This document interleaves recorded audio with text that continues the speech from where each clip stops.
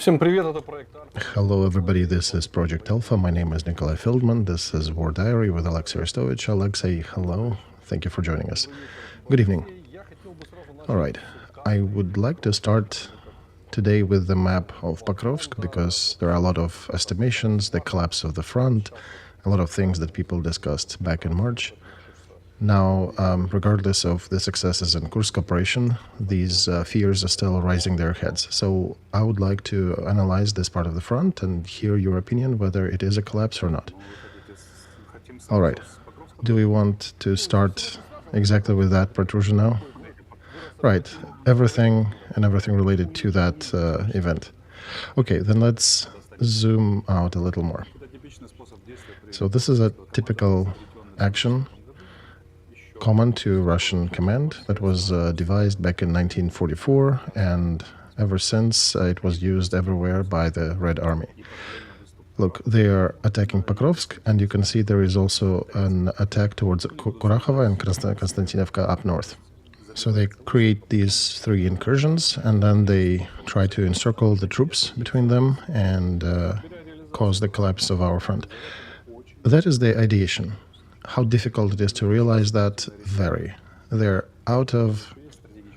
ran out of strategic reserves.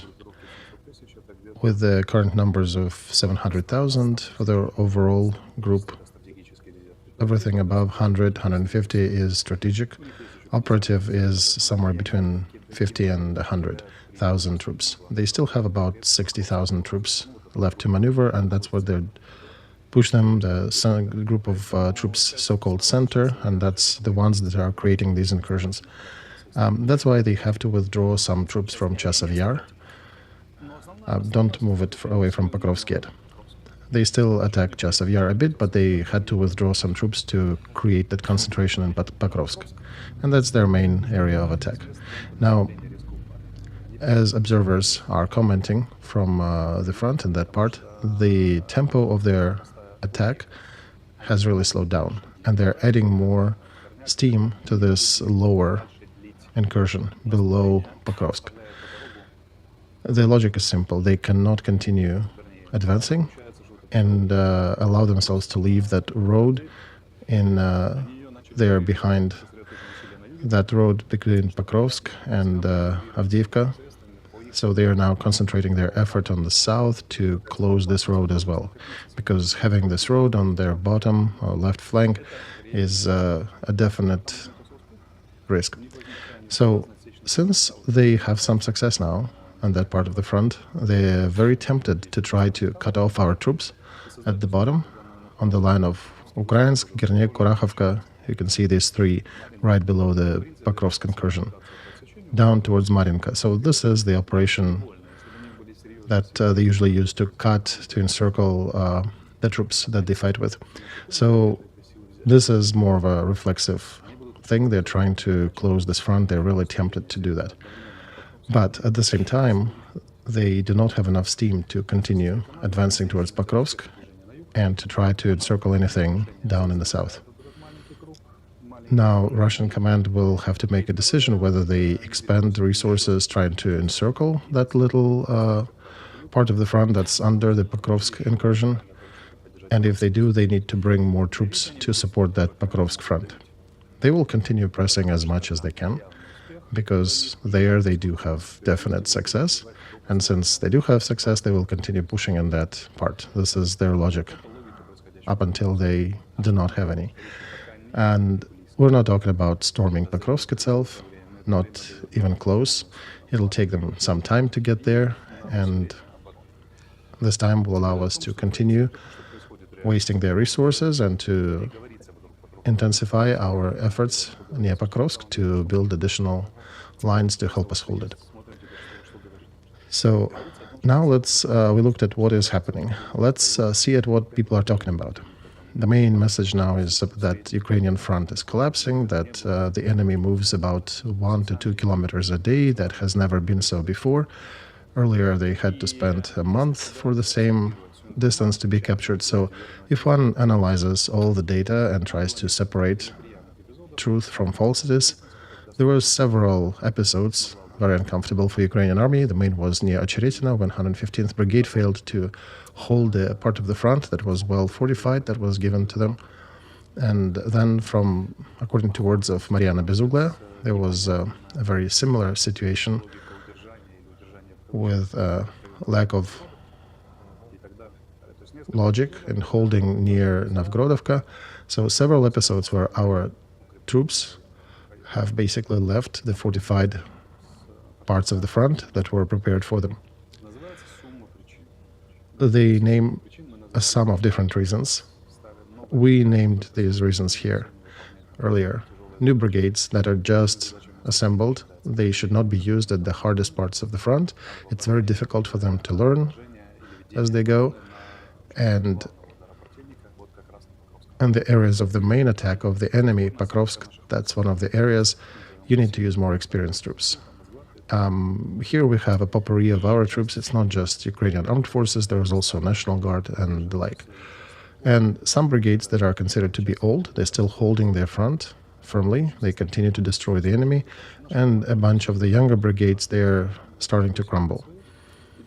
And Russia is emphasizing their play. We're trying to figure out how to play back. Is it a catastrophe? No, it is not a catastrophe. That whole Avdiivka incursion that we see here from Avdiivka to Novgorodovka, that's basically took them 11 months to go from one to another. And even after Ocheretina's collapse and when the tempo has increased, even now, this cannot be called a real crisis. Crisis can be called, this area, this part of the front can be called a critical, not because of the situation on the ground. There is still a lot to be fought. Even if they take Pokrovsk, it is not obvious for the enemy. It will depend upon a lot of things, if they can even take that. Why it is a crisis is because it outlined several problems that are fundamental for Ukrainian troops.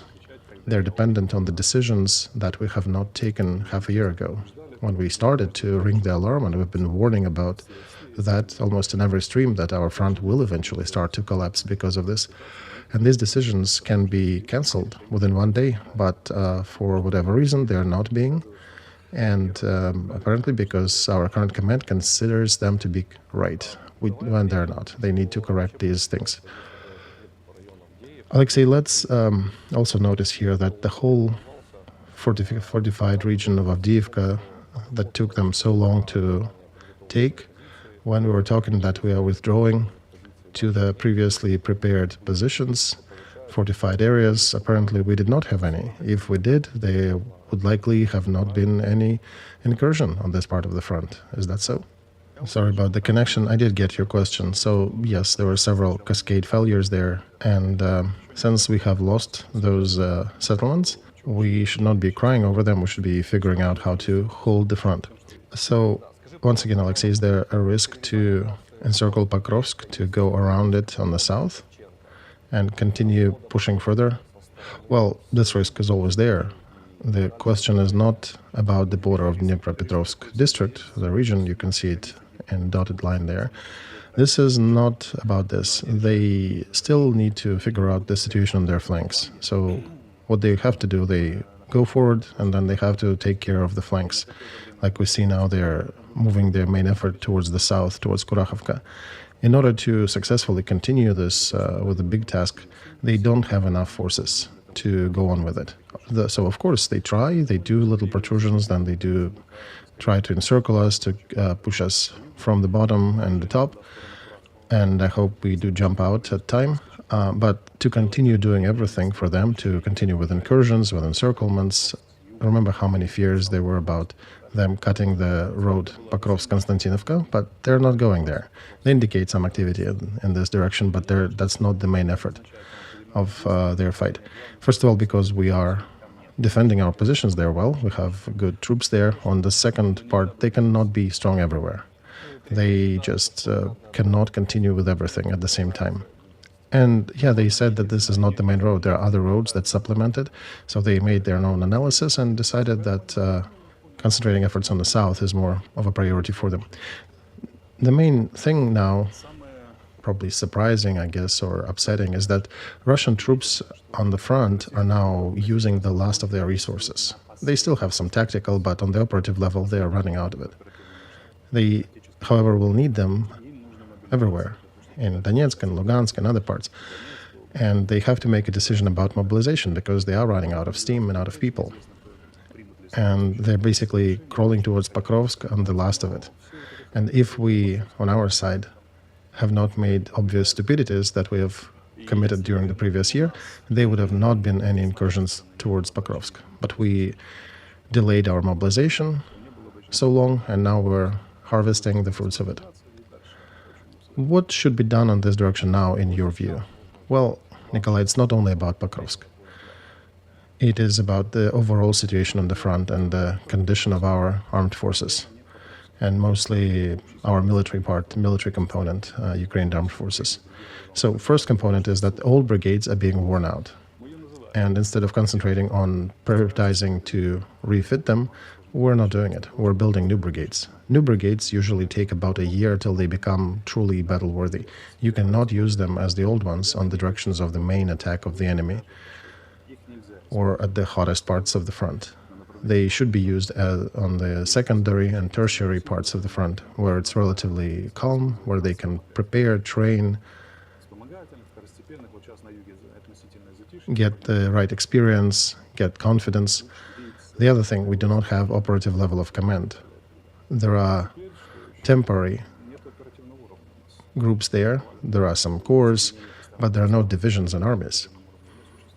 And the most notable part of it, when our great military commanders start talking about that, they often talk that the experience of this war shows us that we do not need operative level of command. And at the same time, in parallel, they are trying to now start creating this course, which is basically that operative level. And unlike us, Russians do have that level of management. They do gather their experience, while we have a potpourri that continues changing. And that's where our experience, our chain of experiential command breaks. Plus, commanding troops from a command outpost that is not related to your troops at all, that is just an administrative thing that was established, and it keeps changing. So if you fail, if you lose your troops, they'll send you new ones. There's a big difference, fighting with your own troops and fighting with other troops who you were given for this specific operation. In the military, very often you can see that differentiation, ours and not ours. And it's difficult. It's not so easy. You have to gather certain experience on the operative level. It is one of the areas of military experience where it's very difficult to gain and very easy to lose, especially if you don't have the organizing structure behind it that helps you hold this experience. And this is a systemic problem that needs to be remedied in the same fashion. One needs to make a decision that can be done quickly and then reprioritize support of the older, more established brigades and make sure that new brigades are not being used in the areas where they shouldn't. And then you elevate, after making decisions about establishing the operative level of command, you need to make sure that you elevate our brigades to division levels, and then after this level is populated, after it acquired some experience, you can further elevate those professionals to the level of armies, or however you call them. But we need to reprioritize our effort in resupply of the fronts to make sure we're supporting the old brigades and grow based on them, but not throw the new ones. And it is a lengthy process. Decision can be made quickly, but the process is rather slow to take root. And Russians have started accumulating this experience. We have not. And the 7 months delay for mobilization law basically forced us to waste our old brigades, a lot of those resources. And now we, unfortunately, have to basically try to plug them, and with the new brigades, the areas, the hottest areas of the front. And a lot of people are talking about those people who've been forcibly drafted and thrown in the buses to fight. They are the ones collapsing the front. Well, here's the thing. If these people are being added to a well-functioning, well-oiled brigade machine that knows what they're doing, they see that there is no alarm, everybody knows their place, people know each other, it's a whole different story. They understand that they can fight, that they have a chance to win and to stay alive. And it's very different from situation when in the brigade people don't even know each other by name. And then whenever they get hit by the enemy, it's difficult. Right now, holding the front, you face mortars, FPVs, gliding bombs, artillery. Even the older brigades have to be very flexible and stubborn to continue fighting. But for the noobs who have never been in such a meat grinder, it's unreasonable ask. So these are biggest mistakes that we continue making. We have discussed these issues before, and the reasons for that are some problems in the heads of certain commanders. The funniest part, when they bring back the standards of NATO, saying that NATO doesn't have it, when the strongest armies in NATO, such as Turkey and the United States, they definitely have the operative level of command. And our enemy here on this war has it. Well, we don't. But some of our commanders seem to have this button broken in their head. So, well, they'll have to take responsibility now for these decisions. And it's not only near Pokrovsk that the front is crumbling. On Lugansk, some of the new brigades also cannot hold. And these problems continue accumulating. They will not cause the collapse of the front overnight, but they continue accumulating, and if we do not do anything, the front will collapse. If Russians conduct successful mobilization, the front will collapse even faster. Now it is crumbling in some parts, then there could be a collapse if they do it.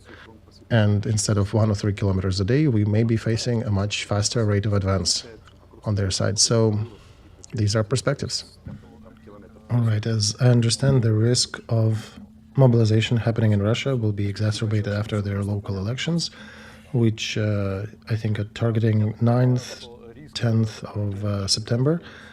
Right, that's correct. They are dreading this perspective, and in addition, they are in the intensive negotiations with the United States, which you can deduce from the recent statement by Putin that, yeah, we will never refuse from negotiations, but just those thugs and terrorists need to be removed from Kursk district. Just thugs, right. And then we can continue negotiations. But if you noticed, before that, there were several interesting statements. Josep Borrell, the head of diplomacy of EU, made a statement that we have depleted our resources as European countries to aid Ukraine. Representative of American administration also said that they will not give additional ATACMS missiles to Ukraine because of the limited resources, limited supplies. What does it mean? It means that Ukraine is being punished for our activities in the Kursk district. For us, it is being a subject. It is taking initiative. For Americans and Europeans, this is blowing apart their negotiations. That's why they're tightening their bolts, they're tightening the supply lines for us, and they're sending appropriate signals. And Putin is sending parallel signals saying that they're still ready to negotiate. And since negotiations are focused on a very wide range of subjects, I would suspect something else to come in relation to Middle East. So there are two big parallel processes happening. A big strategic frame tells that negotiations between United States and Russia cover not only Ukraine, but also Middle East, Africa, East, Asia. Russia, just like Israel and Iran, has its own opinions on all of these and its own influence in different parts of the world. And as we talked earlier, there is always the roughest patch of warfare happening right before the ceasefire agreement, right when the negotiations are happening, because everybody is very tempted to get to the top of the hill and declare himself the king. So we would expect some very active autumn this year. You can see mutual attacks on Belgorod and Kharkov. They attack us, we try to retaliate on there, right? We blew up Moscow oil refinery, right? Both sides are building new divisions, trying to bring more troops. So just like it was back hellish during Israel wars, same thing is happening now. Americans and Europeans' position is very simple. They don't want us to make unexpected moves because their negotiations have a wider framework. They touch upon the interests of Israel, for example, as well, and they would like us to follow the framework that they established. They considered Kursk incursion a very brash movement, and Moscow complained about it, was appealing to the negotiators, saying that, well, Ukraine is mad, please control it. Otherwise, it's difficult to negotiate. And all of a sudden, you hear these statements from Europe and the United States, sorry, we do not have enough arms. We can understand the logic of this. Do you know what it reminds me of? When they had gladiator fights in ancient Rome, they used that move. When one gladiator was too strong and was killing his opponents too quickly, they would make several cuts on his body under the armor, so he would be slowly bleeding. He would still continue to fight, but he would not be able to be overzealous or too energetic. And if somebody was rather weak or scared, he would give him more of a drink with an opiate in it, so he would tear the shirt on his chest and rush into the fight. So the problem is not that they're doing it with us, but that we allow them to do it. And the main thing is not to be a gladiator on somebody else's arena.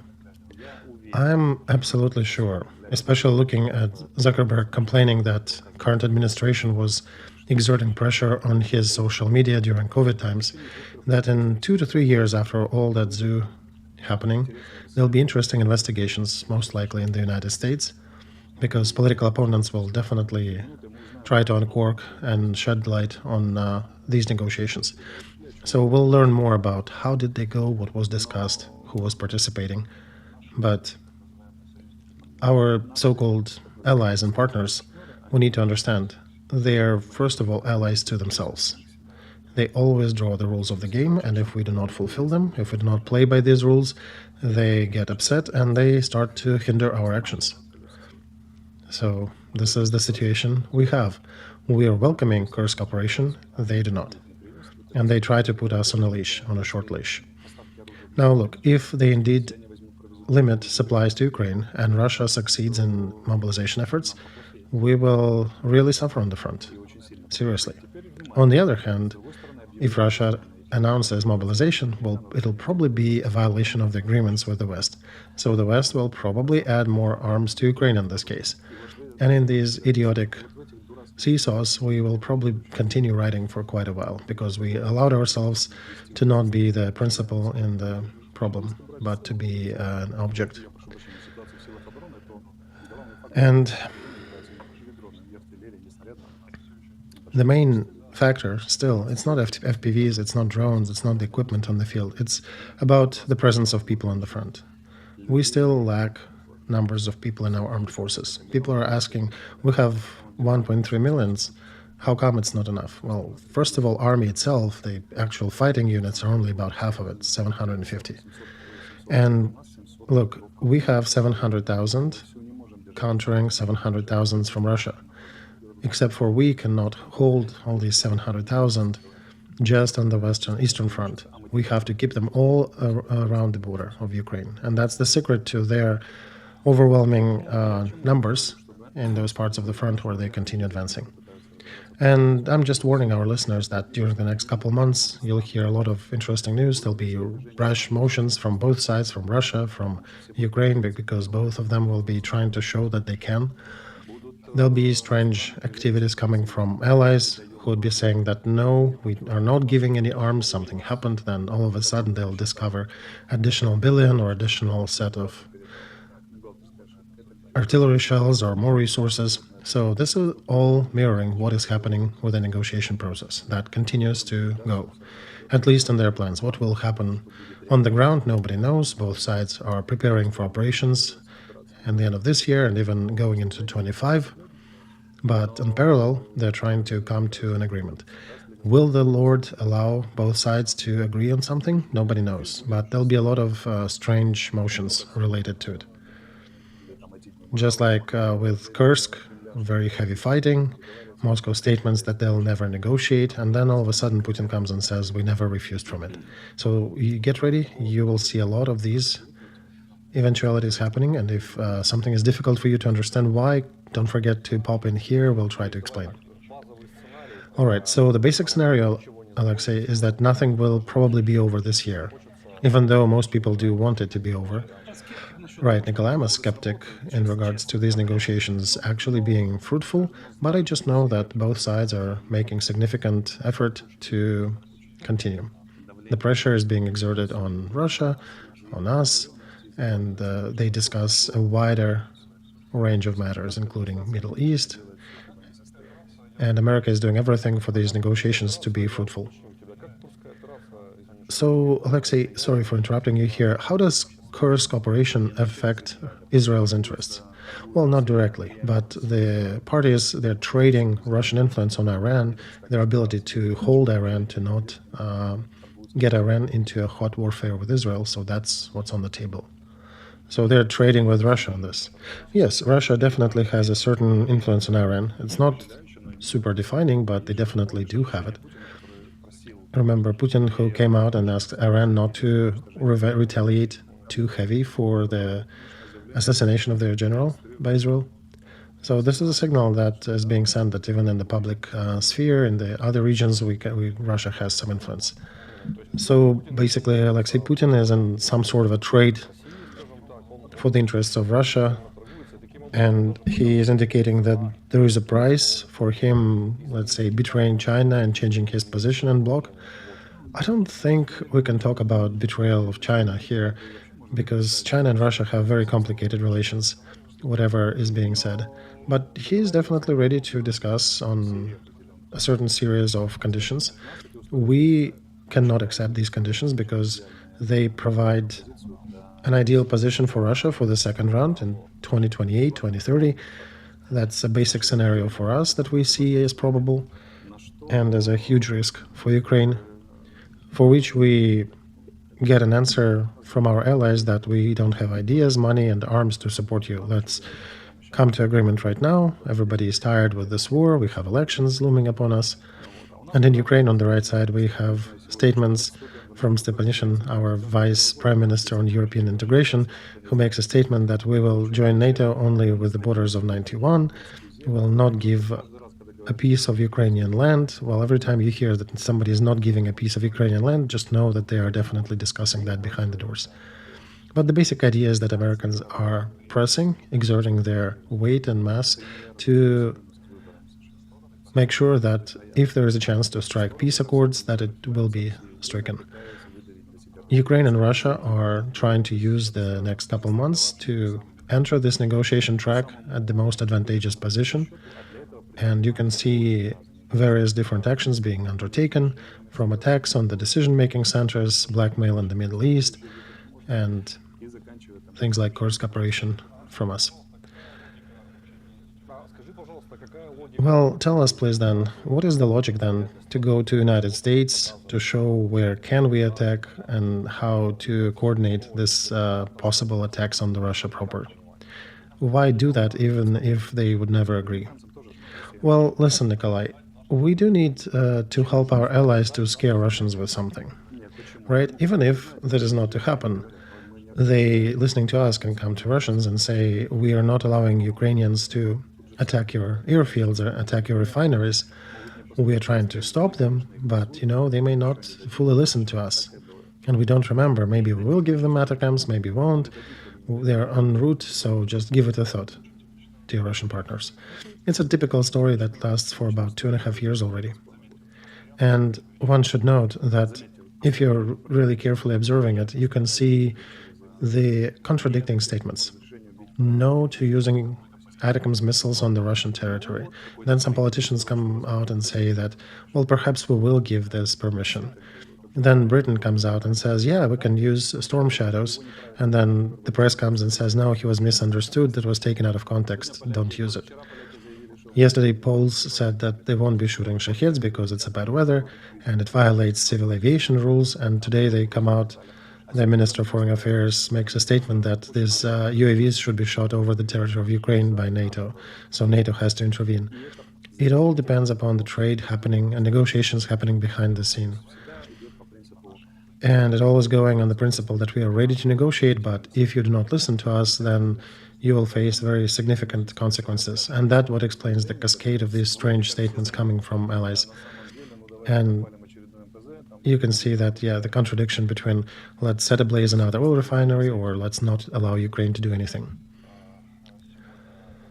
All right, today there was another publication in Foreign Affairs. The capture of Kursk district is an alternative way to return Melitopol district. According to the analyst Kaufman and Lee, in 23, Ukraine was hoping to get additional levers by liberating some of its territory in the south, and they're highlighting that Kursk operation is continuation of getting additional trump cards to return Melitopol. Do you think this is reliable? Do you think we can expect to trade part of Kursk district for Melitopol district? Well, it depends, Nikolai, what principle is used for trade. If you change exactly kilometer for kilometer, then 1,200 kilometers that we occupied of Russia, it's roughly a patch of 30 by 40 kilometers. If you do a valid exchange, we'll get a rather small part of Melitopol district, right? That would be exaggeration to say that now we got it all back. So, not exactly that. I don't know what will be used for that trade, what rule. We definitely rumbled and have shaken the negotiation process and the mentality of those who are organizing it, and they're very upset with us, both Russians and Americans. We understand why Russians are upset. I hope I explained why Americans are upset. But now they have to talk to us, to listen to us.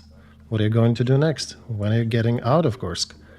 And in order to elevate our position so we would be talked with, discussed with, that was the goal of this operation. And how successful we will be to trade it for some other advantages, that'll depend upon other factors. For example, in Kursk we're strong, but Pokrovsk direction is weakening us. If we manage to do both, to destroy them in Pokrovsk and keep holding Kursk area, then that would be a different story. But I see how the Lord is drawing this war. He doesn't give advantages to a single side. It's very reminiscent of Iran-Iraq war.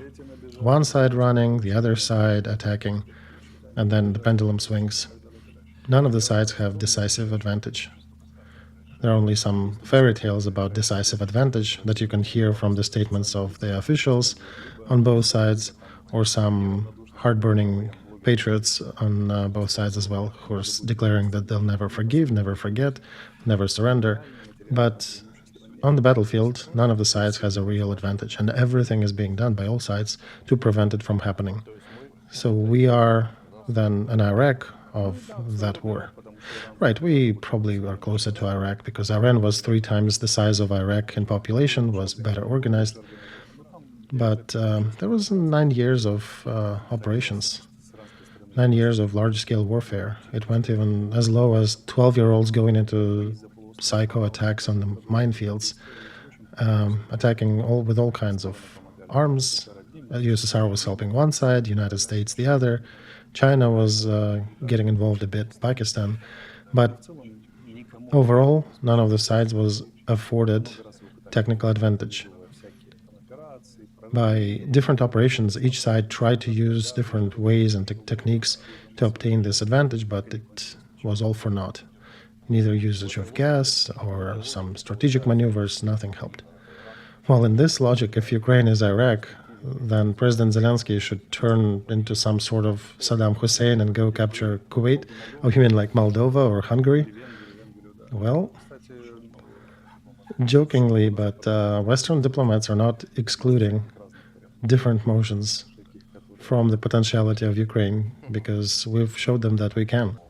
All right, you did mention Borrell, but he also said that Ukraine appealed that Ukraine should not be limited in using munitions against the territory of Russia proper. And he also said that the European Union had prepared a new supply block for Ukraine, 750,000 shells from the promised million. He said that on the 30th and 29th of August with the Ministers of Foreign Affairs. He mentioned that we are not at the desired mark, but the West is growing its capabilities. Back in spring, I think in March, he mentioned that the West indeed is increasing their capabilities, and we will see a lot of surprises and a lot of opportunities for that to be transferred. Have we seen any of them, from the new capabilities on our front? Well, we can say that the ratio and the artillery shells has changed. At the beginning of war, it was 1 to 7 in favor of Russians. Now it is only 1 to 3. So it is better. And war, it's always not enough, too little, too late. But overall, of course, there are parts of the front where people are screaming that they don't have enough. But there are definitely parts on the front where the troops are saying, yeah, we do have enough.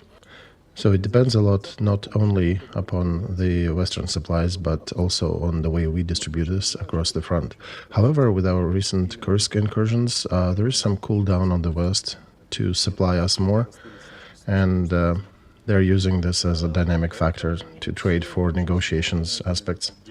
Here we understand things that we are not too effective in using the resources we have, and in my view, we allow ourselves to conduct politics that creates a situation when we are a gladiator fighting on our own arena, perhaps, but not fully understanding our interests.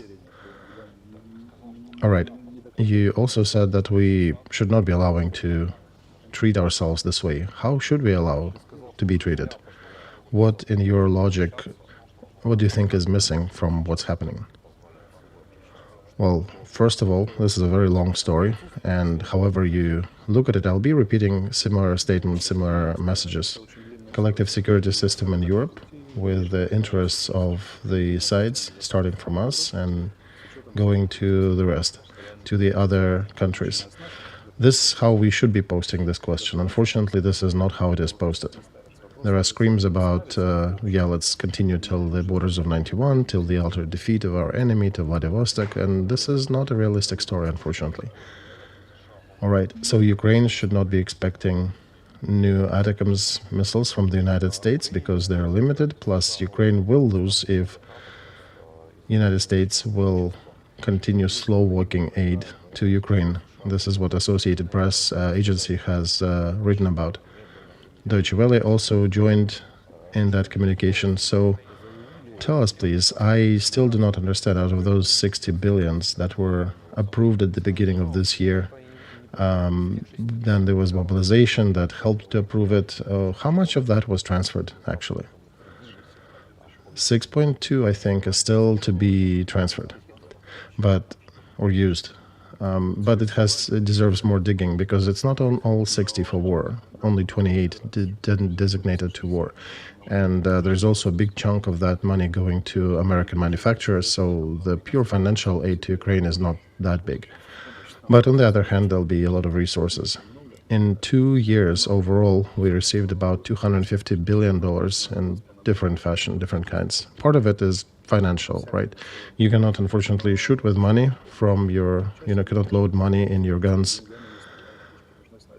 And we are having the biggest war in Europe since the Second World War, so everything, whatever is being sent to help us fight, will always be not enough.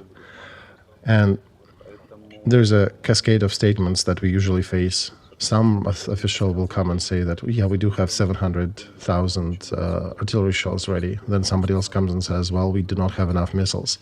And then there'd be new publications about what will happen in 2025 with Pokrovsk. Several foreign media have been just flourishing with these analysis about Pokrovsk, about maybe losing it, maybe there is a chance to still fight it off.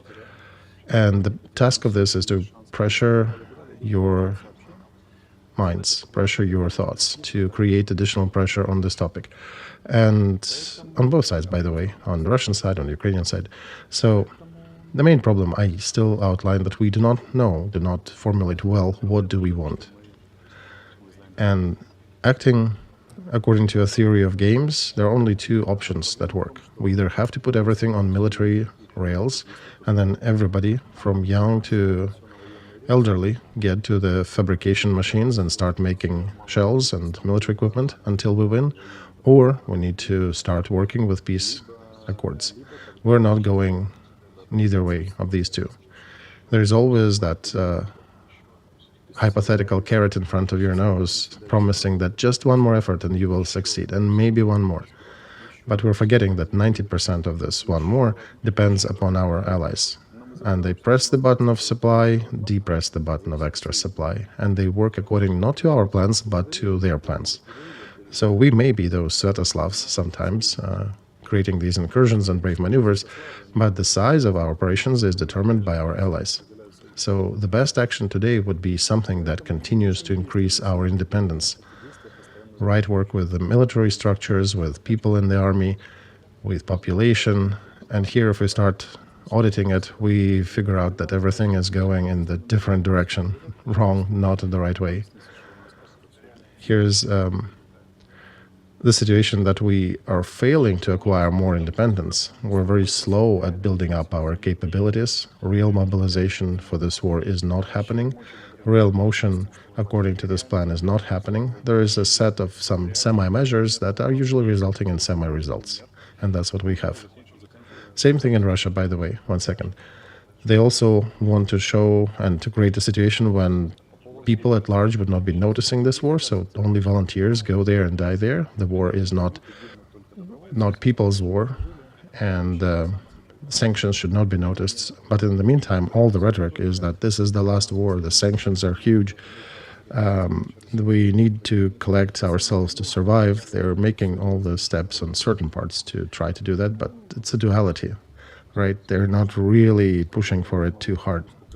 This very much reminds me of a Russian Empire war with Turkey, which was called back in the day the war of one-legged with one-armed. Right. However, we are developing things, Alexey. Recently, there was an announcement that we developed our own ballistic missile in Ukraine, and it successfully passed the tests. Perhaps it is too early to discuss, but there was a successful testing. First Ukrainian ballistic missiles, with which I congratulate our armed forces and developers, and the president talked about this week. Well, that's great, Nikolai, but we can still wait till the time when it lands on the heads of our enemies, because we can continue testing it for years. It's not the testing that's important, but the use. So that will be the most important milestone. Today, by the way, there was information that Iran was going to transfer some missiles to Russia, and they're also being pressed not to. And the thing is, here, if we bring ballistic missiles, perhaps Russia will get more. So it's a parity, right? We reported today that we have that Palanitsa ballistic missile. They used a gliding bomb with extended range. So both sides, they amp their security measures, their technologies, and it's unfortunate that looking at the amount of aid we're getting from the West, it's, about crying, both sides. Russia also, 2 years after the beginning of this war, when they initially wanted to capture the whole Ukraine, and now they added wings to the gliding bomb. Fantastic achievement, right? I'm harsh on ourselves too. In 2.5 years, we should have been able to concentrate all efforts to prevail, but what? Finally, we have tested something and we got the first flying ballistic missile. Amazing. But we should not forget that military-industrial complex is huge money. And there are very interesting projects being birthed in the depth of it. Today I got, for example, a wind of another project in our army to change the gun on the Swedish armored vehicle, CV-90. This basically looks like if you take iPhone's battery and half of the spare parts out and connect the usual, AAA batteries to that iPhone. CV-90 is a very remarkable weapon that has the whole system of fire control and electronics in its tower. And that is what our industrial complex decided to remove and put something Ukraine created. I can only imagine how much money they're going to share. And I can imagine that it's probably already has a line of contractors lined up who will put their own tower with our own electronics for a certain amount of money. There was a legend somewhere that we will be doing it according to the license, but I wonder, what is a license when you are replacing the key element of the weapon with your own homegrown stuff? It reminds me of a different story. The one about National Bank, whichever recently announced that copics are too bad. That's like inheritance of Soviet Union. Let's and Russia. Let's call our own copics cents. Let's call them shag. And I can only imagine how much money they will launder through the process and the contractors that will get rich on replacement. And once again, full mobilization, I think, is not happening full steam because it will be obstructing all the financial stealing that's happening around. And I'm suspecting this is the same thing in Russia. So on both sides we hear, yes, we are fighting to the death, and then, for example, in Ukraine we catch a vehicle with an accountant who just has several million euros in bulk in the trunk of the car. Right? This is the war one can fight for a very long time like this. Well, there are threatening processes happening in Russia in this regard about us, towards us, because they are putting people in jail because of corruption scandals. So that actually poses some risk. It does appear that they treat this war with more seriousness than we do, because I think, Nikolai, they have over 70 high-ranking officials and Ministry of Defense arrested for corruption, and they continue putting in jail deputy ministers of defense for the corruption. Here in Ukraine, well, Alexey, there were a couple of ministers of defense that were under investigation. Right, Nikolai, under investigation. Any of them went to jail? No, exactly. So this is all reminding me of a mortal fight with a break for lunch, and a good break for lunch. You know, I do want to ask you about the break for lunch, about F-16s and the work of the gliding bombs on Kharkov. So on one hand, we are attacking Moscow oil refineries pretty far with long-range UAVs, but at the same time, we're getting retaliation on the peaceful Kharkov city, which hopefully would have been protected by F-16s by now. But this is not what's going on. They continue falling on the people's heads. Well, we obviously are lacking long-range air-to-air missiles that allow to do that. Plus, you do need a significant number of F-16s. It's not just getting one to fly and shoot. It's a complex operation where you need air defense, you need a bunch of jets in the air performing different functions, probably a dozen or even more. If you send just several, they likely will be shot down by Russian means, and we already lost one of what we had. We have just a few, and we cannot afford to lose several more until the next group comes. This will, if we start losing them, this will probably cool down the wishes of our allies to supply us more. This is a very fragile story. Why do you think it's so fragile? It's understandable that if we see the political decision was made and a certain number of them are supplied and they're being used, even as a result of military use. Nikolai, every jet is a result of a big trade with the West, as both within the West, because different coalitions are fighting there for doing or not. So with Russia, that is also pressing the West to not do that. And we have different allies. Holland said that, no, we were not against sending it at the beginning of the war, but America was limiting us. And America is trading everything for everything. We are paying with something for each F-16. Again, some countries in Europe, like Holland, come out and say, we're not against using them on the Russian territory, but it's just technically difficult to do that when we have so few. Well, it sounds like a joke, but it seems like the skies of Russian Federation are better protected with Western sanctions and guarantees than the skies of Ukraine. Oh yeah, this is the head of foreign affairs of Lithuania, Landsbergis, made the statement. De facto, this is so. Our dear partners indeed create a safer zone in Russia than over Ukraine. About today's attack, missile attack on Kiev. What do we know about the stocking of our air defense systems? Today they worked fine, but there were times when, I remember them, when we are running out and Kiev starts to get hit with Russian missiles. Yeah, this is one of the definite subjects for trade, and some, let's call them London taxi drivers, are saying that air defense missiles is definitely a subject of a trade for different terms. And we're being put to notice that these missiles may take a much longer time to arrive if we will not be listening to the West. We are being pressed. No jokes here.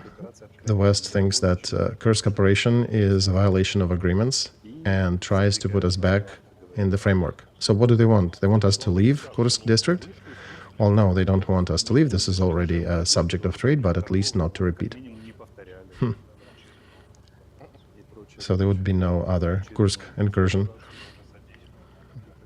And they need to show that they are unhappy with what we have done in practice, because they're saying Ukraine does not get it in words, and let's show you in other means. For example, the air defense shells will take longer time to arrive. Trump mentioned that incursion of Ukraine into Russia can provoke Third World War.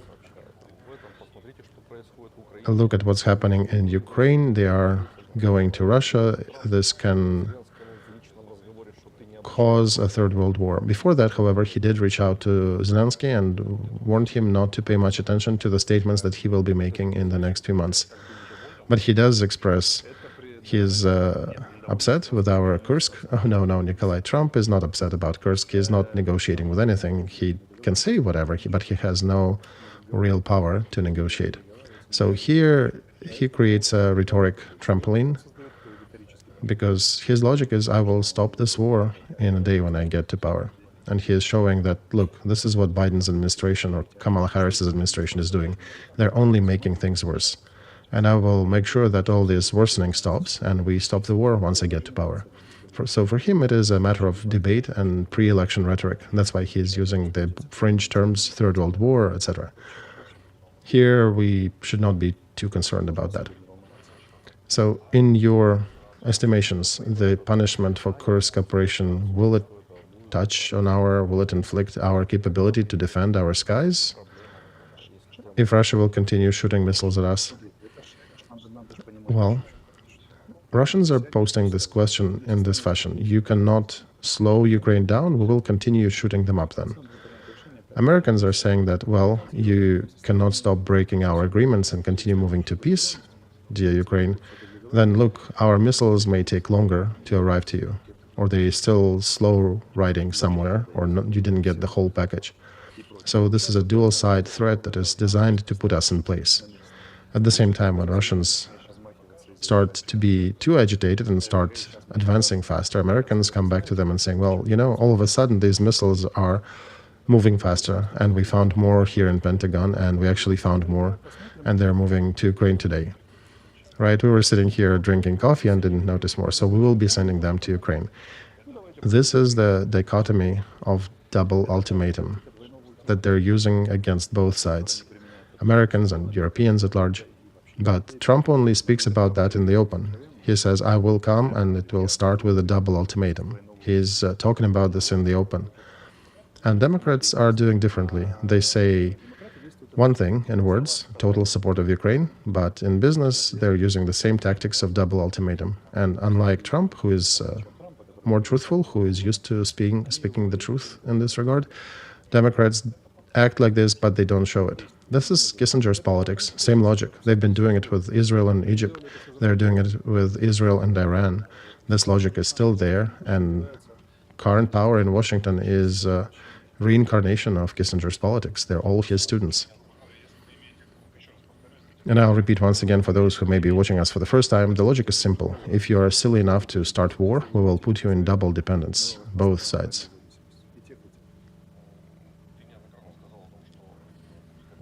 You mentioned several times that Kursk operation was us leaving some agreements.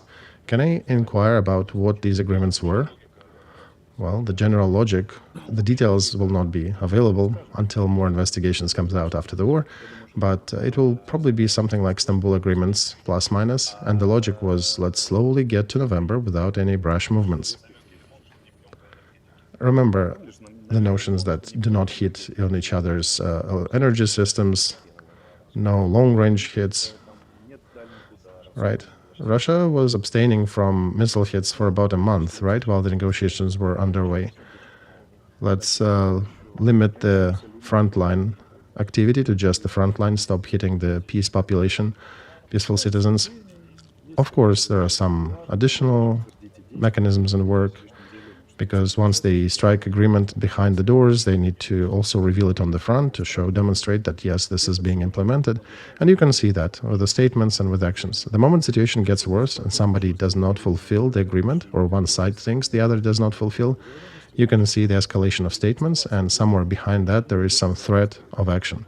We will give more or we will give less. And Americans and Europeans are holding our blood vessels very tightly. If we behave ourselves well, they let the blood flow, the ammo supplies flow. If we misbehave, all of a sudden the supplies dwindle. It's just a dual blackmail. current Democrats in America will never say and name that what they're doing. Yeah, they need to be as straightforward as Trump to name this. They know, they in the open are continuing to say that they support Ukraine, they do not like Putin's action, etc. But you think Yermak and his delegation are in the United States doing nothing? Oh yeah, I don't understand logic of that. I think they're clearing up this matter. Perhaps somehow we have plans. Look, this is a reasonable plan. We have perhaps more things to do. Include that in the negotiation. We have this option, maybe we'll have this option. Don't think we are crazy. We have the logic. This logic fits your logic, so let's negotiate. We have not been violating anything. So look, in the logic of these agreements about the front line, weren't the Russians first to leave that logic when they attacked Kharkov district again and increased the front line? Well, at the moment when they started Kharkov activities, the agreements were just being gathered. They were formulated to a better degree in about a month and a half ago. Brussels taxi drivers are telling me that political part was completely agreed upon, and they started discussing technical agreements which parts will be moving, not moving, where will be the gas pipelines, etc. And suddenly there is Kursk operation. So you imply that these Belgian taxi drivers suggest that when Russia attacked Kharkov district in the north, created that hysteria, and I think Khodorkovsky even came out and said that there was a severe threat to Kharkov. That caused Ukraine or Brussels, I think, or some other collective side to start negotiate with Russia. And no, Nikolai, they've been going into this process for way too long already. It's just when Russia showed that they can attack in the north of Kharkov district, they can start new fronts. They can activate new parts of the front. They can attack Sumy district, for example. Let's discuss. Let's come to agreement. And the West was already negotiating with them. And that was the time when the West started to use that blackmail against Russia, because look, you attacking Kharkov district, Ukraine is getting F-16s now, right? Remember, they were being delayed, and after Kharkov operation from Russia, they arrived. This is the usual method that is being used of dual-sided blackmail on both sides. And when we decided to create an incursion into Kursk district, and we said that, look, they were attacking Sumy, they were threatening Sumy, and we are beating them ahead, we're going to Kursk district before them. That's when we are getting hammered with the Western resources. And both sides apparently are not fulfilling the agreements, and the West is trying to hit both. This is pretty normal, actually. If you study the history of Israel wars, there, when the peace trend was being formulated, this is when the most active war fighting was happening. The most bloodiest fights were happening right before the peace agreement.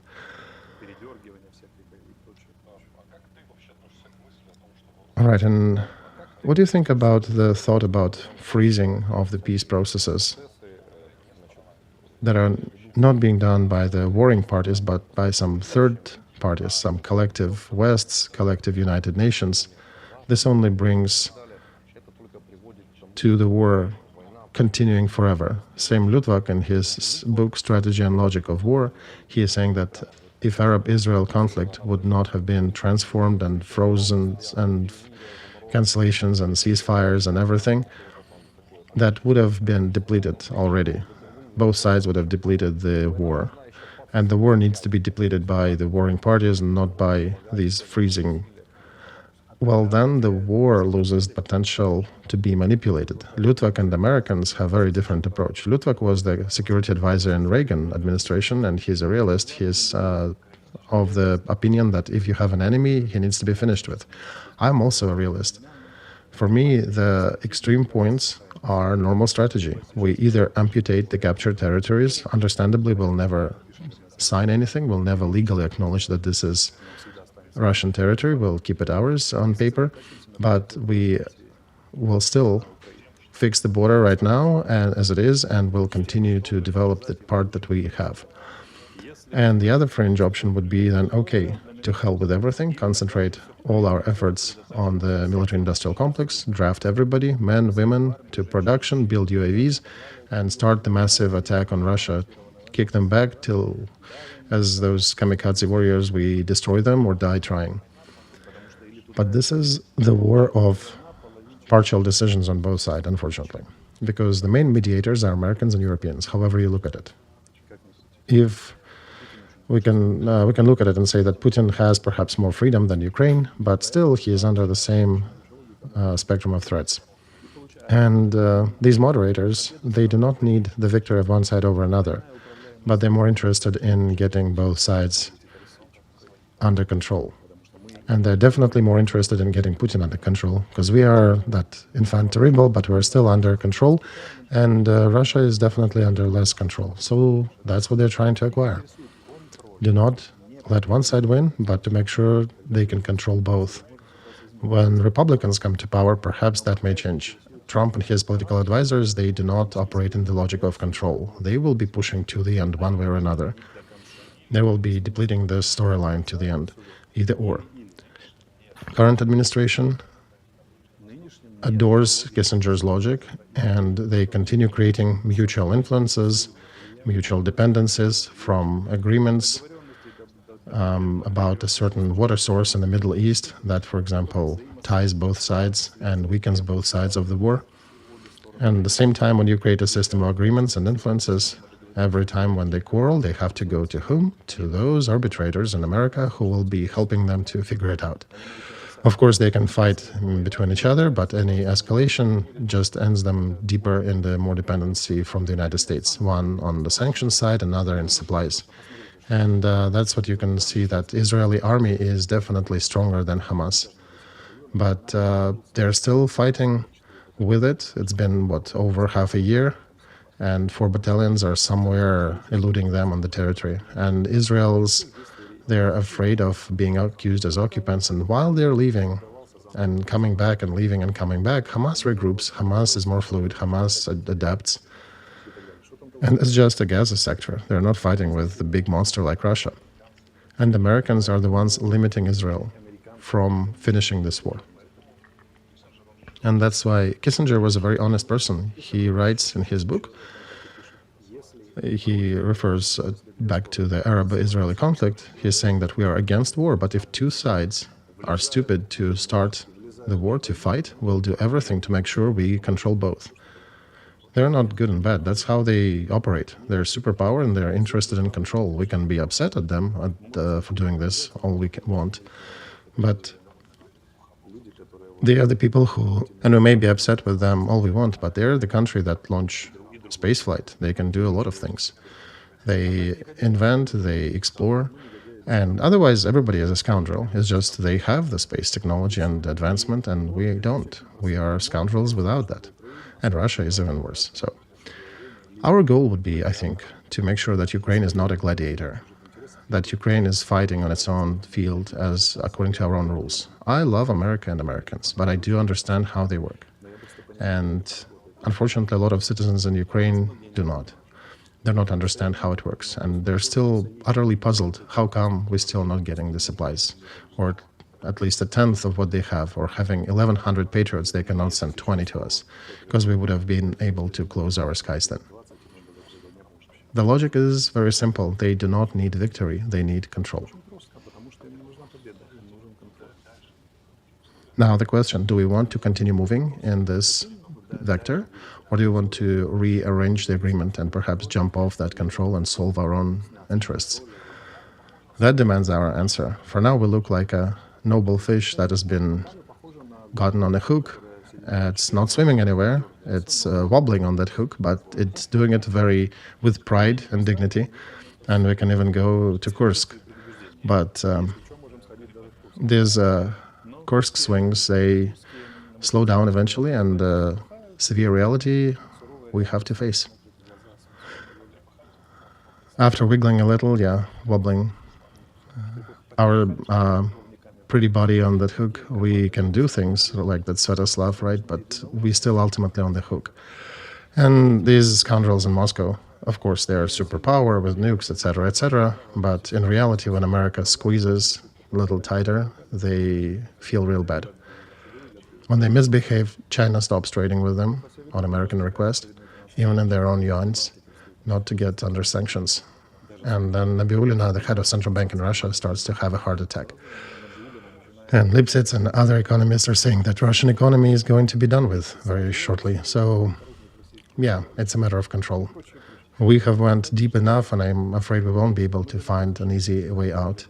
What we can trade for, in reality, is to put on the table the Articles of American plan, outline the ones that we absolutely disagree with and the ones we can agree with, and show what we can agree instead.